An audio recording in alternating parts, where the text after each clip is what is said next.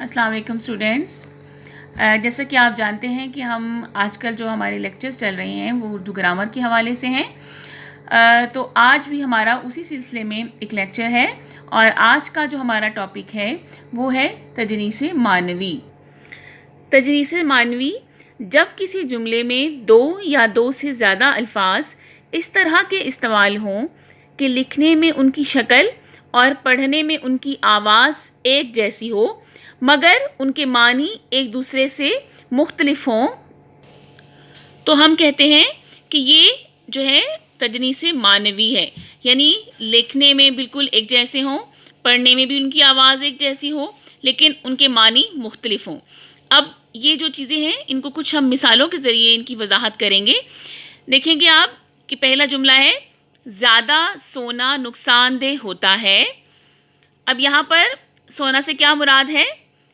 نیند کی حالت ہے، نیند لینا.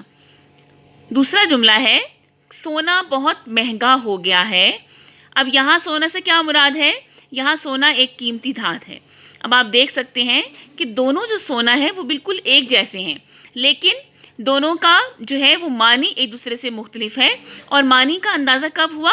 جب ہم نے ان دونوں کو جملوں میں استعمال کیا. اب اس کے بعد ہمارا اگلا جملہ ہے کہ دودھ سے کھویا بنتا ہے. اب یہاں کھویا سے کیا مراد ہے؟ دودھ سے تیار ہونے والا کھویا. یعنی کہ جب ہم دودھ کو پکاتے ہیں تو ہماری ایک کھانے کی چیز بنتی ہے جس کو ہم کھویا کہتے ہیں. اب لیکن دوسرا جملہ کیا ہے ہمارا کہ آپ نے کیا کھویا کیا پایا.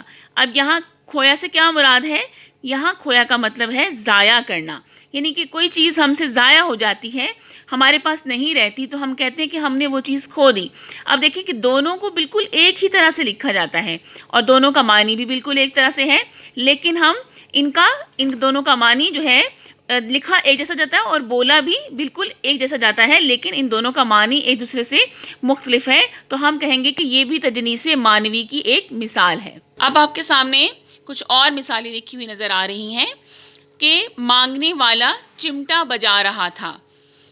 بچہ ماں کے سینے سے چمٹا ہوا تھا. اب دیکھیں کہ چمٹا دونوں جو ہے ایک ہی طرح سے لکھے ہوئے ہیں. چمٹا کا بالکل آواز بھی ایک جیسی ہے، ان کا لکھنے کا انداز بھی ایک جیسا ہے لیکن دونوں کا معنی ایک دوسرے سے مختلف ہے. اب پہلا جو چمٹا ہے وہ کیا ہے؟ وہ ایک انسٹرومنٹ ہے، ایک اوزار ہے جو اکثر مانگنے والے ہیں وہ چمٹا بجاتے ہیں. ٹھیک ہے، وہ بجا کر اس سے خاص قسم کا ساز پیدا ہوتا ہے. ٹھیک ہے، یا ہم چمٹا گھر میں جو ہے وہ چولہے کے ساتھ آپ روٹی پکانے کے لیے بھی چمٹے کا استعمال کرتے ہیں. یعنی کہ ایک جو چمٹا ہے وہ ایک طرح سے ایک اوزار ہے. ٹھیک ہے، اب دوسرا کیا ہے کہ بچہ ماں کے سینے سے چمٹا ہوا تھا، یعنی بالکل ساتھ لگا ہوا تھا اپنے ماں کے ساتھ، تو اس کو ہم کہتے ہیں چمٹا. اب دونوں چمٹا جو ہے بالکل ایک جیسے ہیں لیکن دونوں کے معنی ایک دوسرے سے الگ ہیں اور جب ہم نے ان دونوں کو جملوں میں استعمال کیا تو تب ہی ان کے معنی کا جو ہے وہ واضح ہوئے. اس کے بعد ہے اللہ نے جن و انس کو پیدا کیا.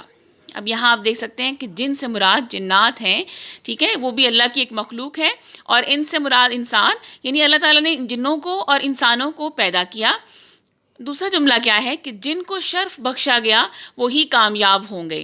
اب دیکھیں یہاں جن سے مراد جو لوگ ہیں. اب دونوں جن بالکل ایک جیسے لکھے گئے ہیں، دونوں کی آواز بھی ایک جیسی ہے، دونوں کو ایک ہی طرح سے بولا جاتا ہے لیکن ان دونوں کے معنی ایک دوسرے سے مختلف ہیں. پہلے جن سے مراد جنات یعنی کہ اللہ کی ایک مخلوق ہے اور دوسرے جن سے کیا مراد ہے؟ دوسرے جن سے مراد ہے ہم جن یعنی کہ جو لوگ. یہاں پر کسی کی طرف اشارہ کیا گیا ہے.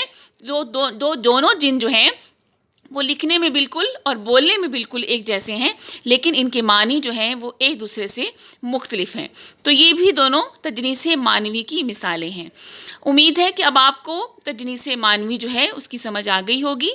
تو آپ جو ہے اپنی روزمرہ بول چال سے، اپنی کتابوں سے، کہیں سے بھی کچھ ایسے الفاظ ڈھونڈیں گے، کم از کم کوشش کے بعد 10 الفاظ ایسے ڈھونڈیں اور ان کو مختلف جملوں میں استعمال کر کے ان کی وضاحت کریں.